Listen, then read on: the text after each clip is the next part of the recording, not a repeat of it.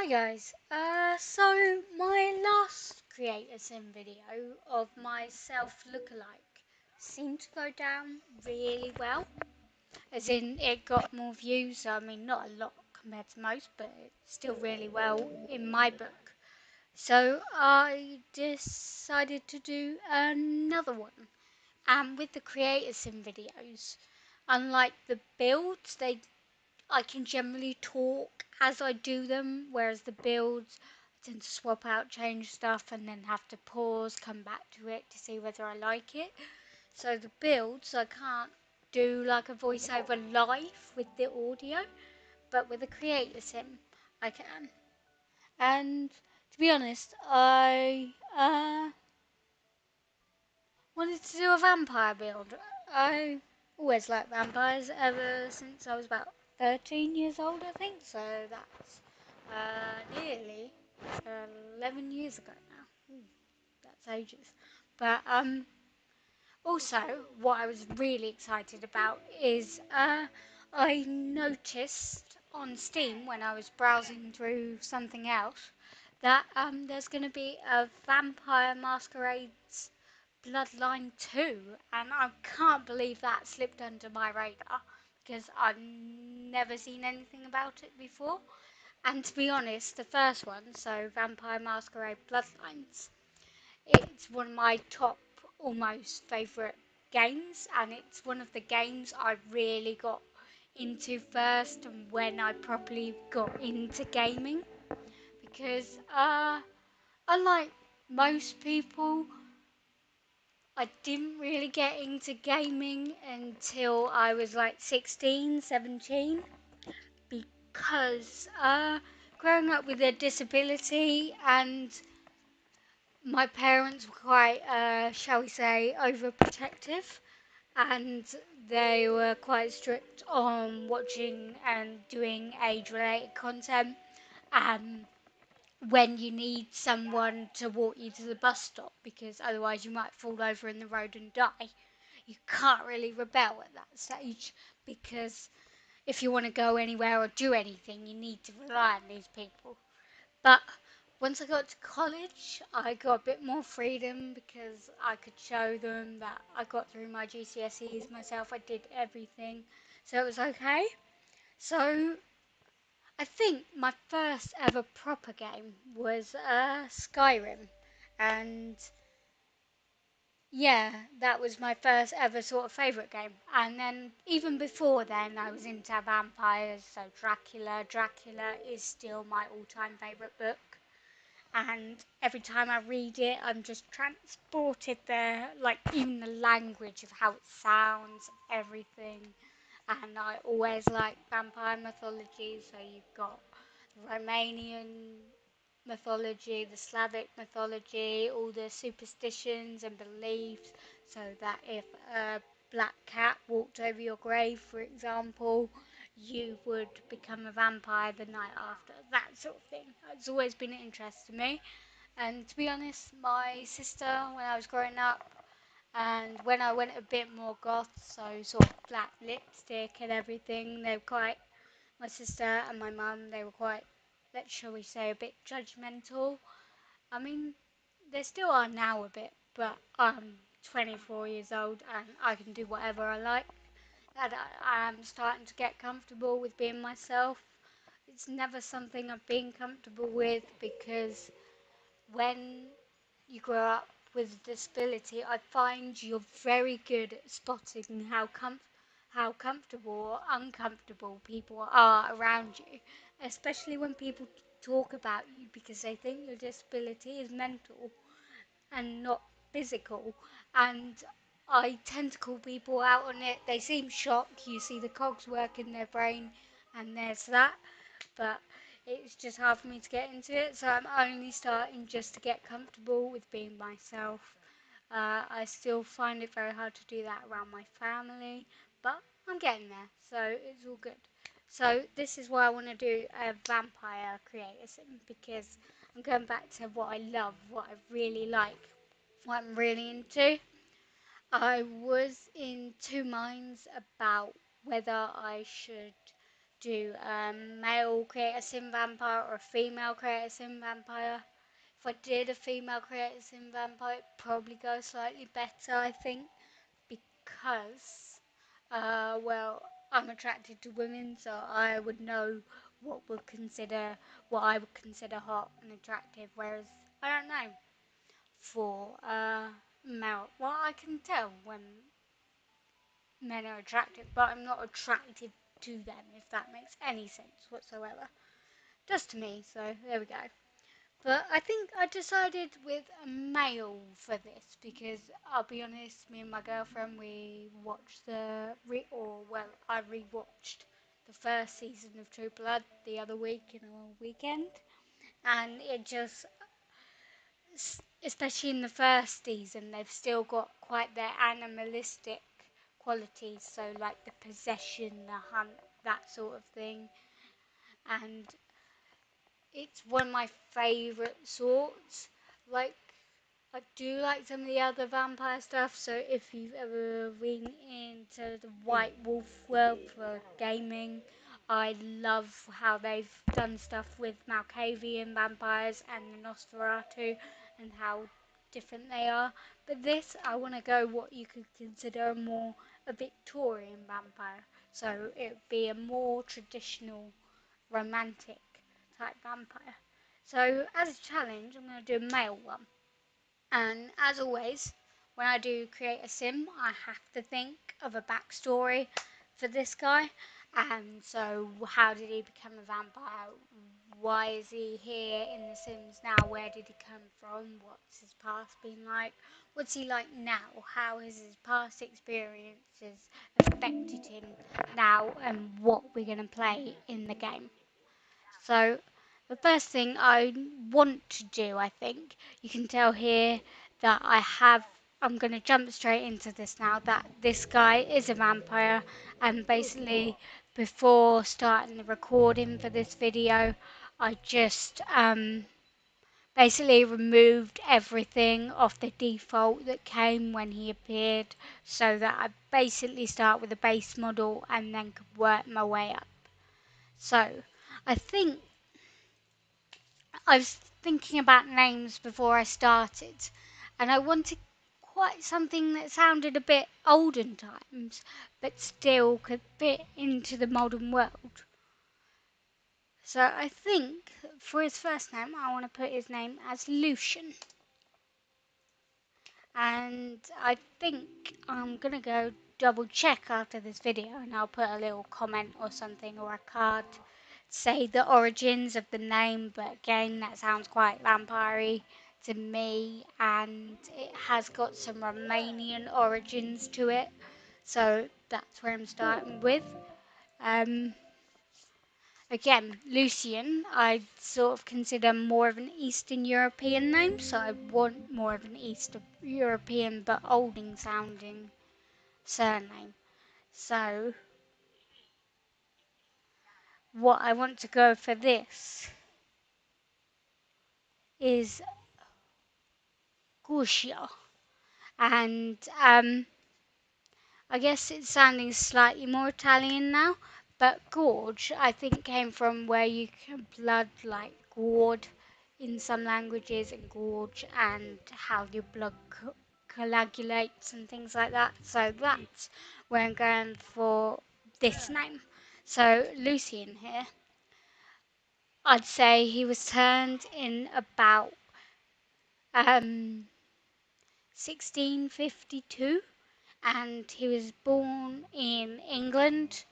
And basically, during his human life, he was basically from a poor family, so he ended up working in the farms of basically the lord of the manor in the area in which they lived, which meant he had to work very hard from a young age. He didn't really get enough time to be a child or anything, and he just had to work on the farm all the way in his life up to about maybe like 19, 20 years old.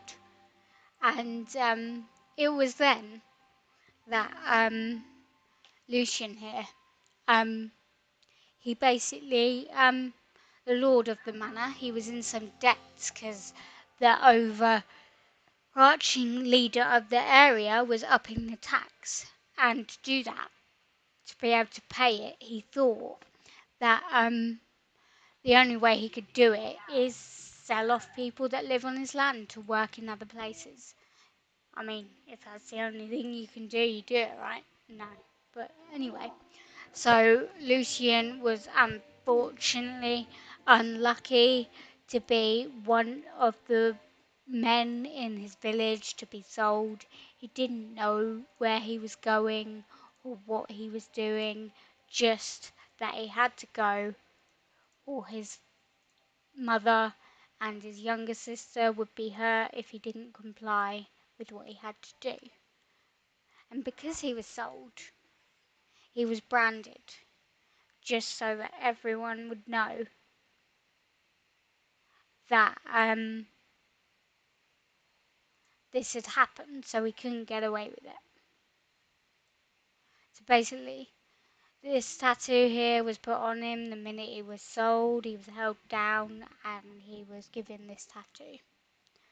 What he didn't know is that his new so-called master was actually a vampire, and he had much more in mind than just work in the fields, but also blood service. Whatever he could do with a human, he would do it to Lucian, because Lucian seemed to stand out to those others that his master brought to his master, and basically that made him so that he was always there and always at the front of his mind. As he grew older, he noticed his master got more and more intense with him and didn't care how it looked to other people, how he was treated, that sort of thing. And it became quite possessive, especially when um, a new sort of lady came into town, and Lucian here, he was attracted to her, because who wouldn't be attracted to a pretty lady? But his master, he noticed this, and he didn't like it. He didn't like it that Lucian's attention was on anyone else but him. So with that,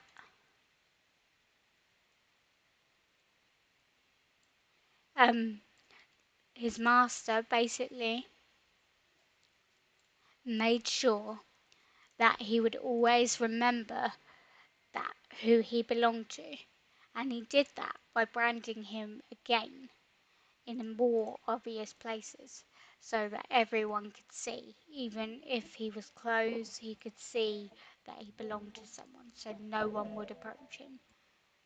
And though vampires at the time still held in secret, those that knew of them knew what these marks meant and knew that they should stay clear.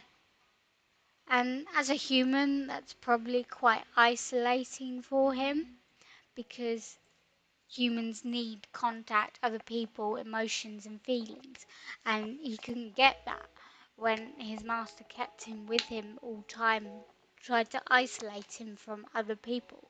So in that sense, he had to give in to his master, because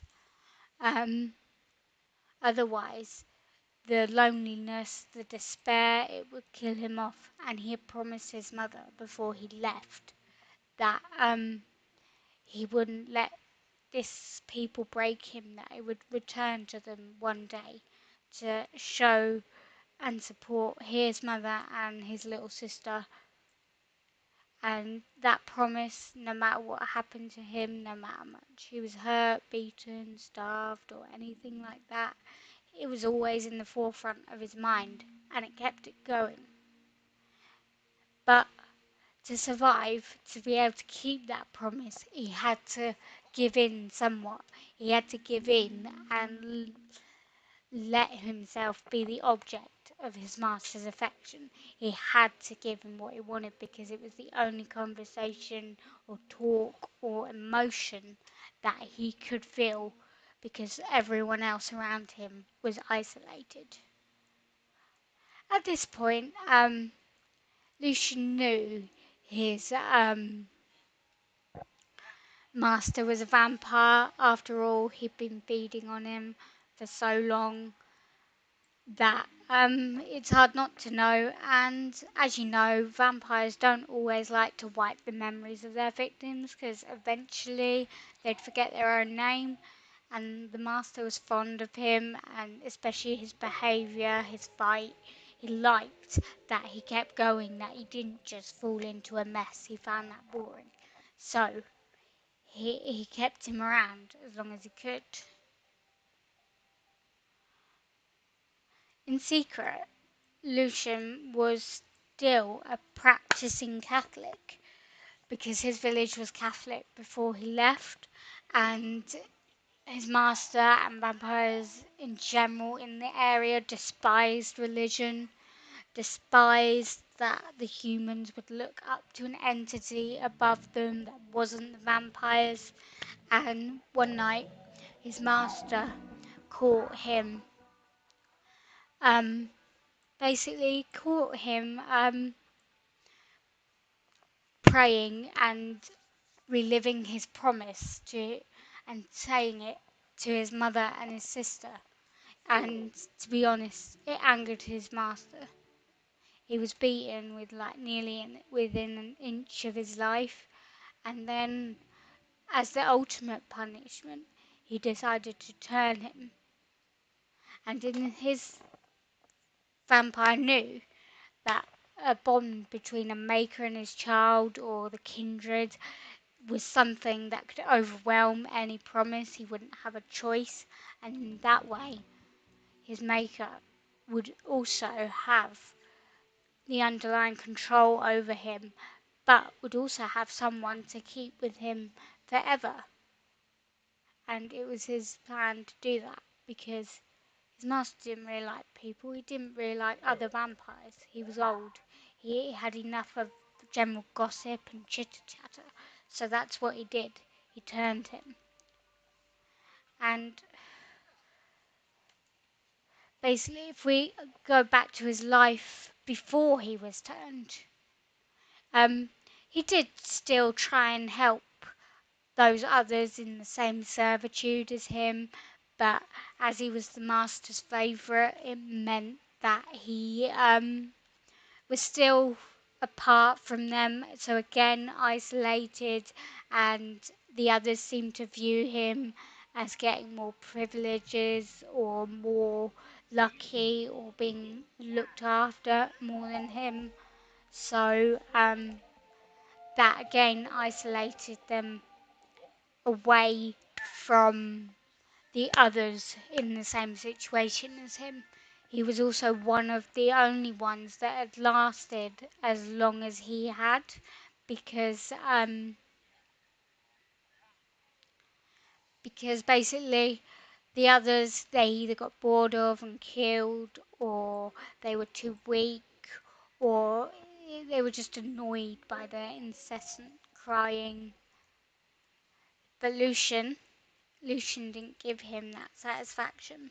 So it meant that he was around a lot longer, and he saw all of his comrades from the same village die already, the next set and the next set.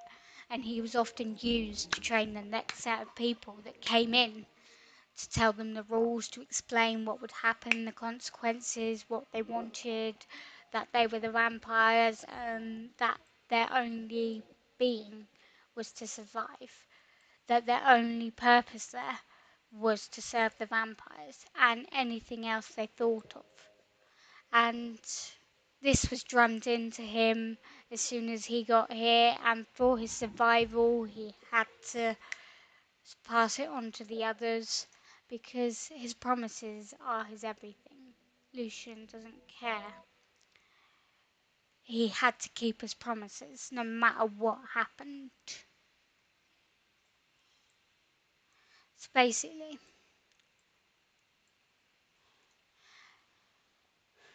And basically, if we go back to now, so where this creator sim starts, is Lucian's now on his own. He's broken away from his master after quite some time. At this point, we don't really know what happened to him or where his master is, if he's just away. But we do know that his history and his past and something is affecting his guilt here. He knows, he feels it, he feels that he has to be here, he has to stay in the world and try to live amongst the humans to even, he just has to, that's his task here. But he can't reveal what he is because he knows how repulsive it is to some humans. And he heard of the town Forgotten Hollow, or Hallow even. And one of the vampires that was in the area when he was first brought to his master was Vlad. And basically he'd heard that this Vlad had set up a town or a community with some of his child vampires, and he knew that this would be a safer community for them, and that others were blending in or wanted to blend in like he was trying to do.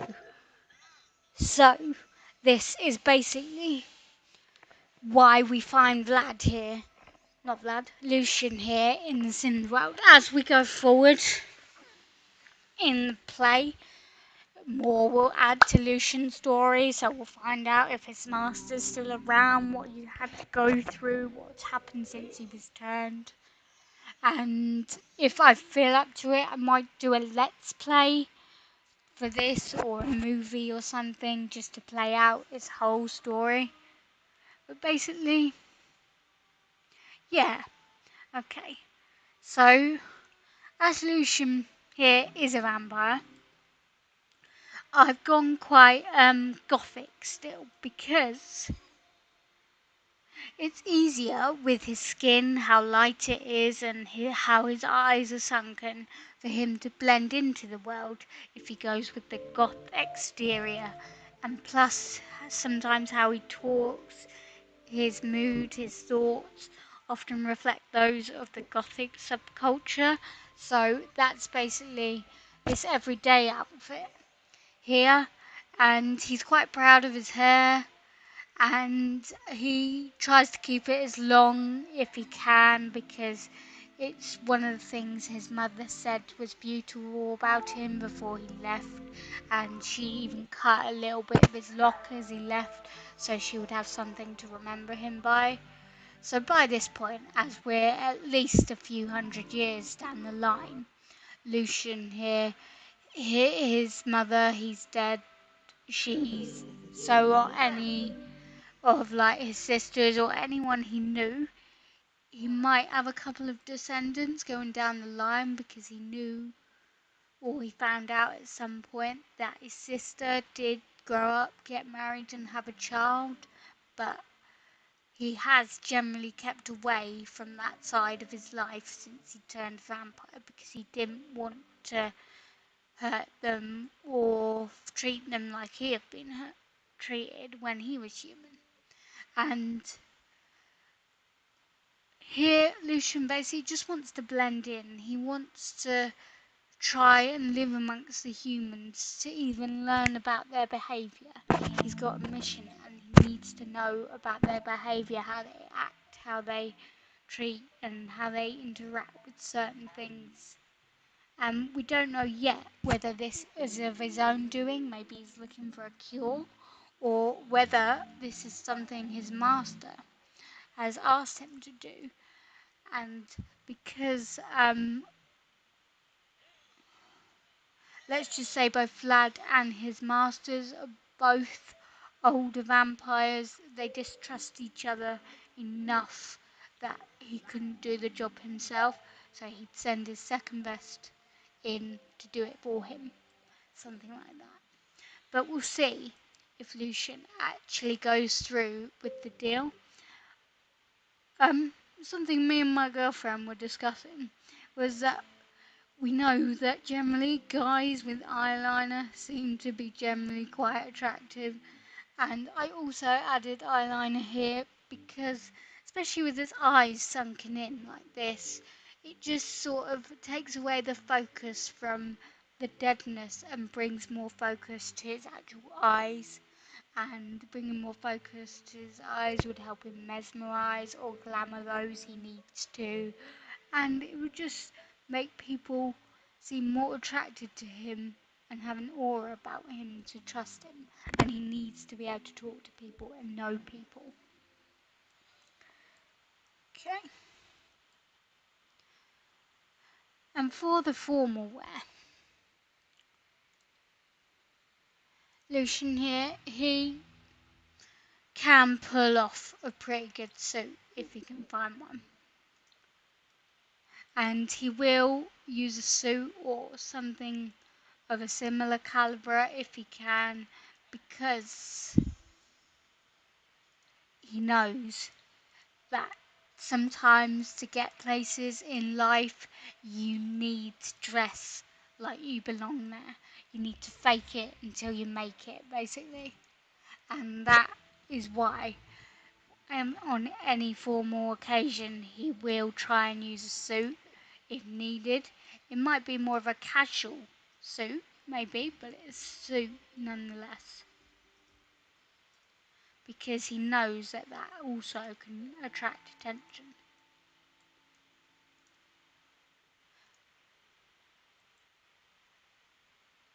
And Lucian is also, if we go maybe this way, we also know that Lucian here is very particular about his shoes. He will not wear trainers or flip-flops. He will wear practical shoes. So everything that covers his toes, because in his human life, when he first started working for his master, he saw a kid got their feet sliced open by a crane cart, and all the vampires just stood there watching. So he will always make sure that he wears practical shoes.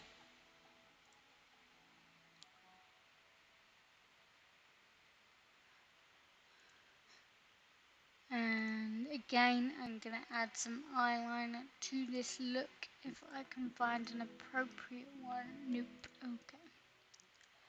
Take off formal and put this one because we know here that we still want to bring attention to his eyes. And again, this is formal, but it's not too formal that it looks like that he doesn't belong in this century. Because he doesn't, by his personality, he doesn't, but he needs to. Sport, again, he's not really going to go out in the sun, but he still needs to look the part. But he also knows that wearing the inappropriate or unnecessary clothes can just make things harder. So for sport, he's always going to make sure he's going to wear something practical. And for him, that would be jogging bottoms and a jacket, because that way, if something happens, so he has to feed on someone, then he can dispose of his jacket and things and still have a spare outfit. Again, he's not going to wear trainers, he's not that type of guy. So unusually for athletics, he's still going to wear some sort of shirt-like shoes or boots, because he needs them to be practical no matter what happens, and he doesn't want to have his toes sliced open. Even though he's a vampire now and getting hurt is less of a risk, it's just something in his human life that affected him even now. And scars and bruises on his feet, his master had a bit of a foot fetish. Um, Still remind him they didn't disappear when he became a vampire, they were just always there. So that's that. And basically, even though all the stuff he's been in his life, he's still tried to make the best of what he has. So Sometimes he does go jokey and wear like skull-based t-shirts and say he's dead and stuff like that, just because it makes him laugh himself. He understands the irony. No one else around him does, but he does.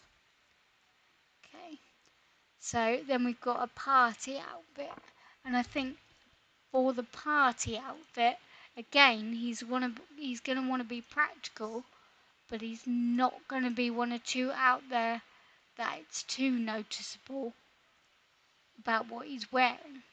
So he still wants to look attractive and good, but he doesn't want it to be too out there that people think he's overdressed. He wants to fit in that sense. And again, we're going with the gothic because it just helps for him to stay in and disguise himself if he dresses like that, because he can just say he's part of that culture and nobody will question it. Swimming, well, swimming is actually an unusual thing for Lucian here, because he'd never done it in his village. He'd never lived near enough to water to be able to do it. But his master, during his human life, was quite fond of water, and feeding him water was some other fetish he had, as well as doing other mature rated things in water. So, even though some of those experiences were traumatic for him, it was his master who taught him to swim. And being able to swim gave him an escape. He was able to swim and feel like he was free and fly. So he will try and do that as and when he needs to. Shoes. Swimming is the only time he will not wear shoes, because he knows that it doesn't work for kicking, and to be honest, when he was used to the water in his human life, he was hardly wearing anything, or if anything at all. Hot weather, well, again here, as Lucian here is a vampire, he, it's not really actually affected by the weather itself. Like, he could quite easily go around in a formal suit or anything, but he knows he at least has to try and fit in, even if it's not going to affect him and it's more sort of practice than anything else. Again, he's going to go with the sort of gothic look instead, because again that helps him fit in. But the good thing about this shirt is that it hides the tattoo on his neck, and again, because his master wanted to remind him of who he belonged to, he's not really able to cover up this tattoo, so it's always a reminder to him about who he is and what he's done. And again, as I said before, we're not doing the flip-flops because he doesn't do them, but he will do some slightly more impractical shoes and just have little slip-on shoes like this, but yet they still cover his toes. Okay. And then basically here we've got cold weather. And again, as a vampire, he's not actually affected by the cold itself, but he knows it'll look strange if he didn't wear a coat or anything like that. So he does this to fit in. He does this because he needs to. He knows he needs to look like he fits in. So basically with this, again, quite gothic in style because it just helps. And it's what he's used to, and to be fair, he does look pretty good in it.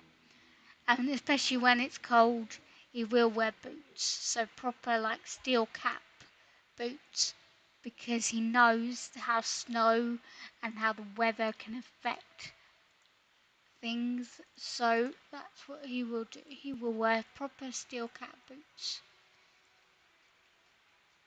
And basically, his outfits are pretty simple. They're easy to take on and off if he needs to, or if he spills blood on them, or if he has an accident.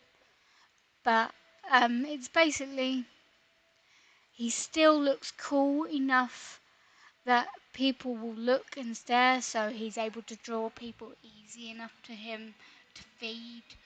But he also knows that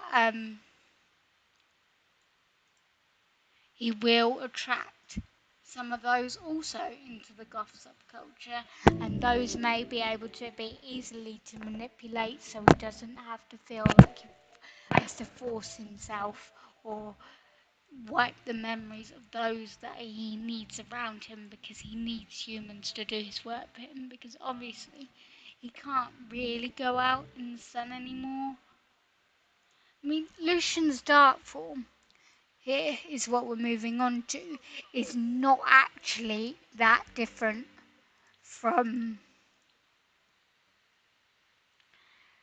his usual form, but his dark form traits are passed down from his maker, so every vampire has slightly unique different dark forms, but they usually come from whoever made them. And his maker had these big black eyes when he fed, and it was always this look that scared him the most, because there was literally nothing, no humanity to look into them.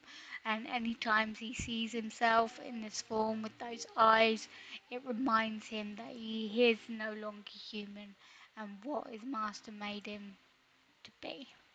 So,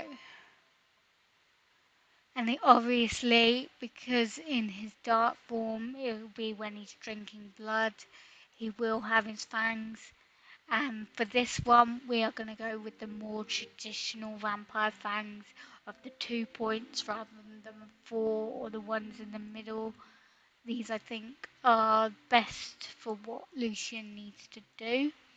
And unfortunately for him, because of the circumstances in his life prior to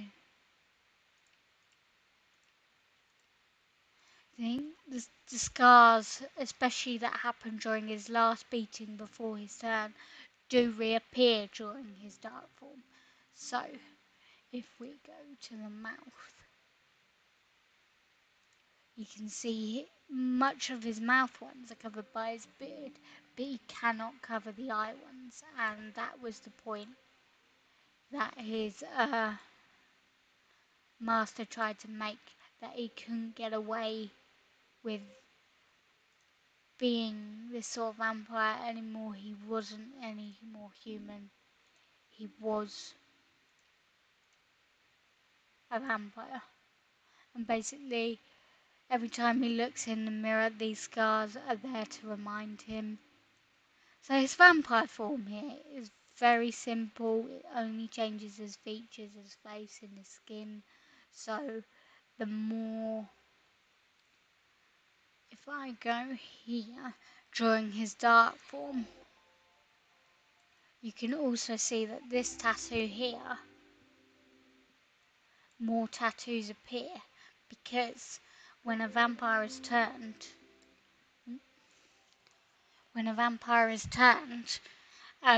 they receive markings from that of their bloodline, so his maker would have the same markings, the same things, and this only appears in dark form because it only appears when he is hungry, he needs to feed. It tells him, it basically highlights his veins and says, I'm hungry, I need to feed. So now, if we go back, again, this can be covered by his clothes in most circumstances, but he does try and not do this in public if he can help it. But obviously, emotions, his maker was quite a big fan of spontaneousness and cruelty in general, so he can't exactly control himself some of the time because it was the way he was taught to behave, and taking say like 200 years, 300 years in the company of the same person, you are going to pick up their traits and you are going to do what they say.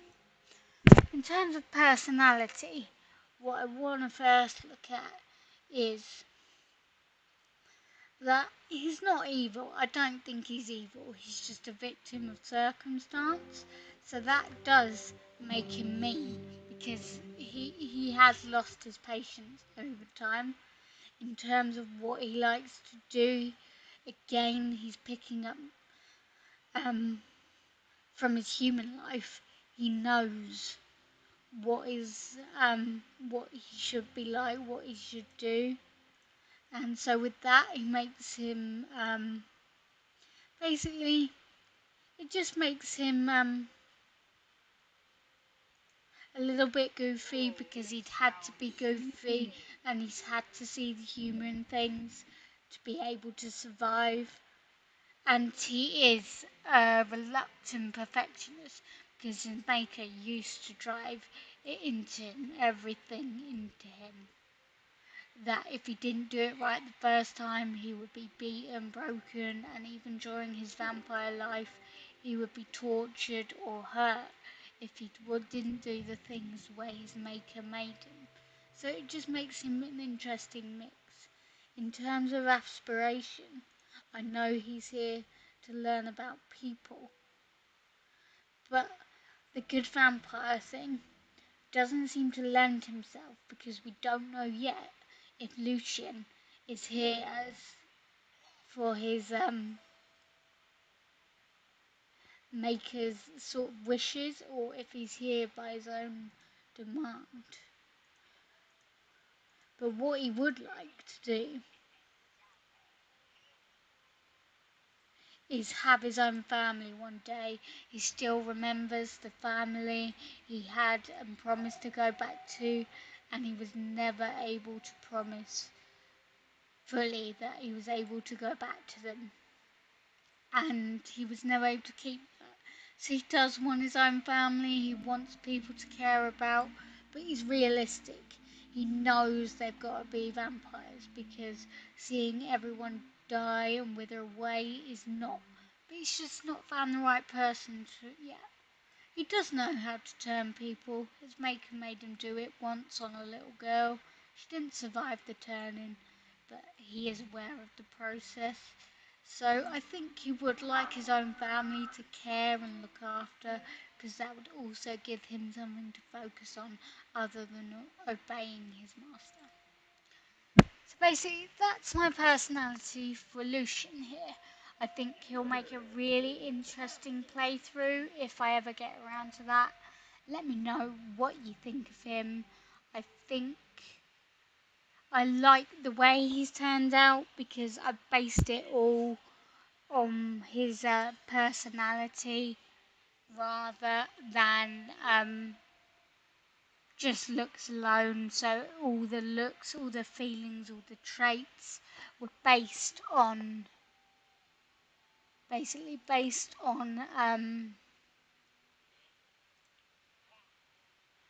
what I think his personality reflects. And because he's a vampire, I've changed. He's neither able to get people pregnant or become pregnant because he's dead. He's basically sterile.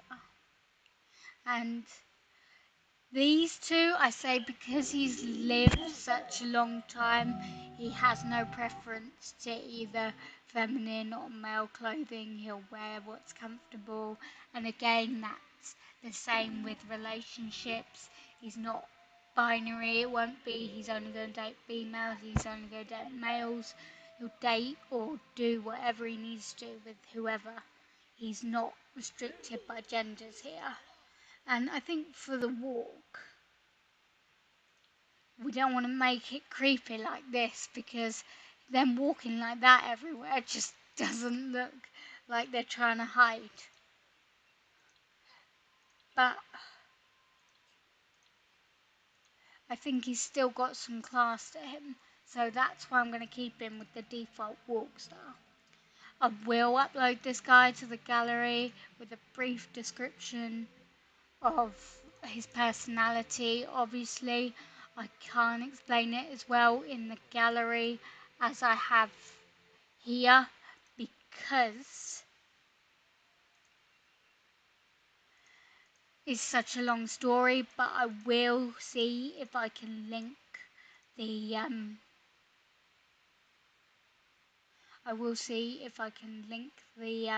YouTube video in the description. I don't know if it lets me do this. So okay, so let's start with the basic backstory. Was once a human in a small English village in Yorkshire, working the farms for the Lord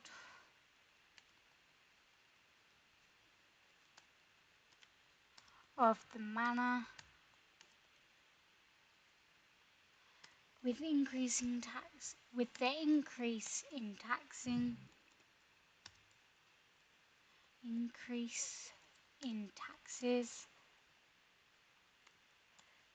Lucian became the unfortunate victim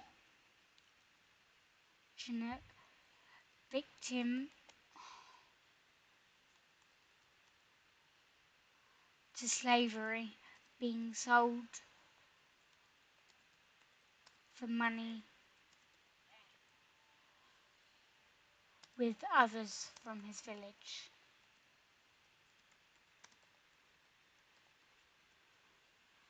Though he did promise his younger sister and mother that he would return to them, and mother that he would return to them one day.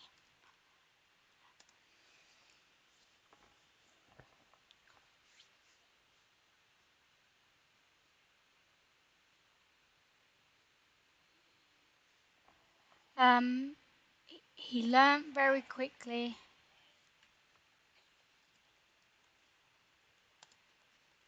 that his new master was a vampire, but his boyish looks seemed to help him here.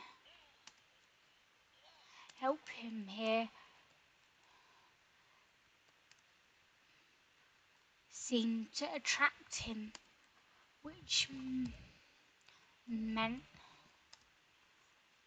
Lucian was his master's number one, his master go-to for anything from blood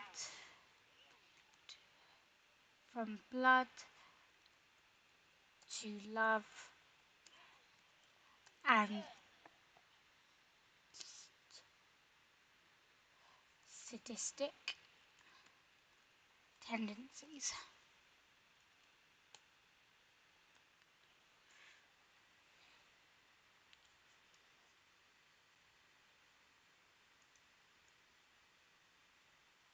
Vampire who after many years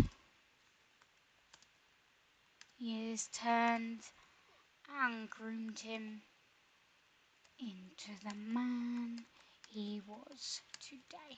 I had to shorten that one because you only have a limit on the number of words you can do, it seems, but hopefully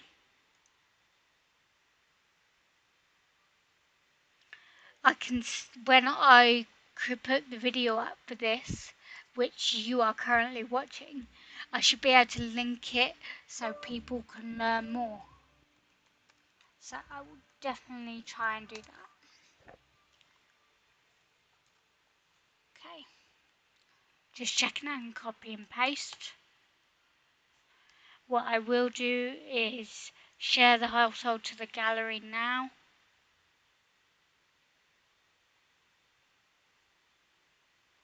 And now it is also saved to my library. So again, thank you for watching. I shall put a link to this in the gallery in my gallery below so that you can download him if you want to.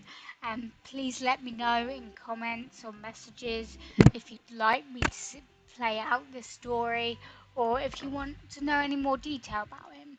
I have fleshed out his entire story, so I know other things. So if you've got any sort of questions and answers about Lucian or what he would do in situations, please let me know. I've really enjoyed making this video today, and I'm hoping that my next video will probably be another speed build. And because Vampire Masquerade Bloodlines 2 is coming out, I am going to replay the first one. And I have played it a lot before. I think I've got 85 hours racked up on there, which compared to my Sims, which is 735, and my Skyrim, which is around 300 and something, doesn't seem a lot, but it's still quite a lot of hours for the length of the game. I'm gonna do a playthrough of that again. I might do a video for it if anyone is interested, and even if they're not, I'll probably do it anyway because I quite like basically talking to myself while I play videos. I've realised I quite like it. I just don't like the sound of my voice after. Thanks again for watching. I'll see you next time.